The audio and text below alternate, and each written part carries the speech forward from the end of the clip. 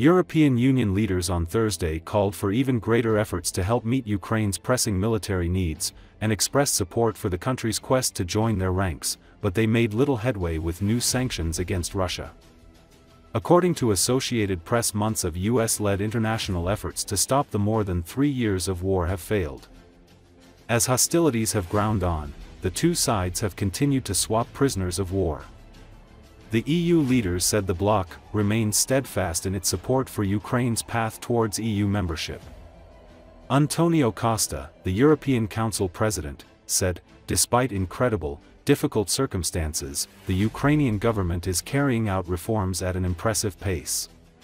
So now is the time to intensify our work and advance on the path towards European Union accession. That message comes a day after NATO leaders refrained from putting a reference to Ukraine's hopes of joining the military organization in their summit statement, due in large part to US resistance. The EU is working on yet another raft of sanctions against Russia, but the leaders made little headway. The EU has slapped several rounds of sanctions on Russia since President Vladimir Putin ordered his troops into Ukraine in February 24, 2022.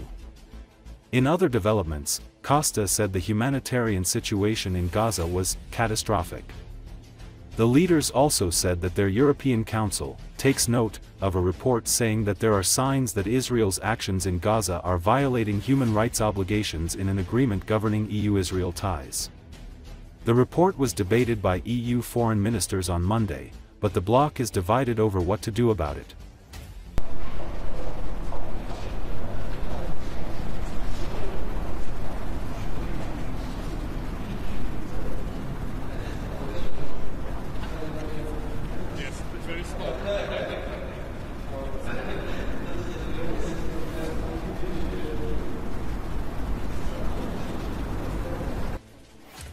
Good evening and welcome to this press conference following the European Council. The meeting finished a few minutes ago and I'm very glad to welcome our three speakers. Today we focused on how to ensure a strong position for the European Union on the global stage.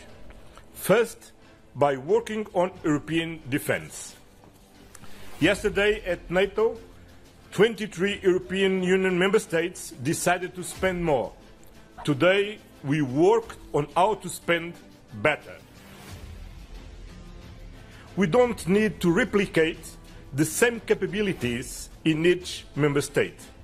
We don't need to multiply by 27 all our investments in defense. What we need is efficiency and fair burden sharing.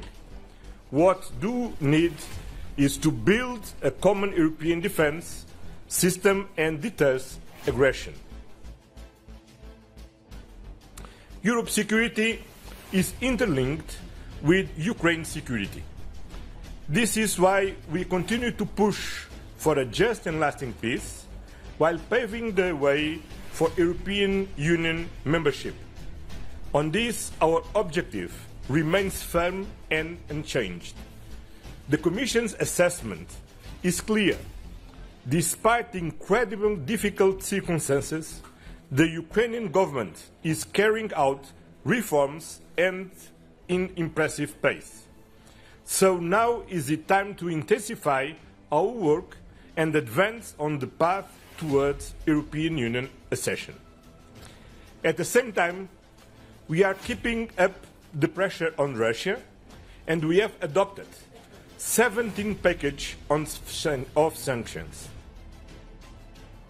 The ceasefire between Israel and Iran is an important step towards restoring stability in the region.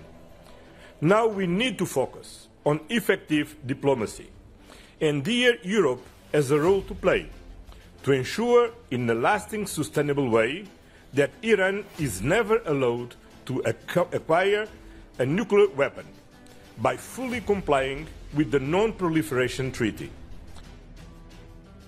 Any overall sustainable peace in the Middle East requires a lasting solution in Gaza. The humanitarian situation there is catastrophic and human rights are being violated. The review of Israel's compliance with our joint association agreement has confirmed this. is an unacceptable situation. Our foreign ministers will discuss the next steps. In the meantime, we need to engage in a frank dialogue with Israel to get out of this crisis and to change the situation on the ground. And of course, we can never forget that Hamas needs to immediately free the remaining hostage. The more competitive the European Union is, the more we will be able to shape the global economy. So we are deepening our single market and pushing to unlock the full potential of the euro, because the euro is one of the cornerstones of Europe's economic power and global leadership. Russia is navigating one of the most turbulent chapters in the history of humanity, according to Sergei Chemezov, head of the state-run defense and industrial conglomerate Rostec, as the country struggles under the weight of war, sanctions and economic isolation. Chemezov painted a bleak picture of Russia's current state, likening it to a storm without a visible horizon in a column published by the Russian media outlet RBC. Being an optimistic in such conditions is difficult, he wrote. This storm must be passed through with confidence and a clear understanding of direction. We simply must emerge from it as victors. Chemezov, a longtime Putin ally and one of Russia's most influential industrial figures, argued that the country should abandon any illusions of catching up with Western technologies built over decades and backed by trillions in investment. Instead, he urged a pivot toward disruptive innovation. Russia should focus on artificial intelligence, quantum technologies, and the development of a high-tech industry, he wrote, adding that these sectors offer the potential to build entirely new industries and escape the trap of playing technological catch-up. At the heart of Chemezov's vision lies the idea of technological sovereignty and aggressive import substitution. However, he warned that these goals will remain out of reach unless the Russian government directly intervenes to provide cheap, long-term financing for R&D and industrial modernization.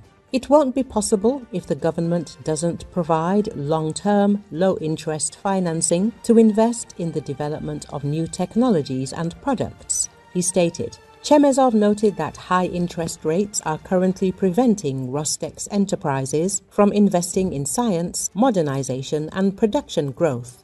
He emphasized that unless this changes, Russia's domestic innovation push will stall. Rostec recently adopted a long-term strategic roadmap through 2036, which Chemezov described as ambitious. The strategy calls for expanding the company's product lineup and increasing its presence in both global defense and civilian markets.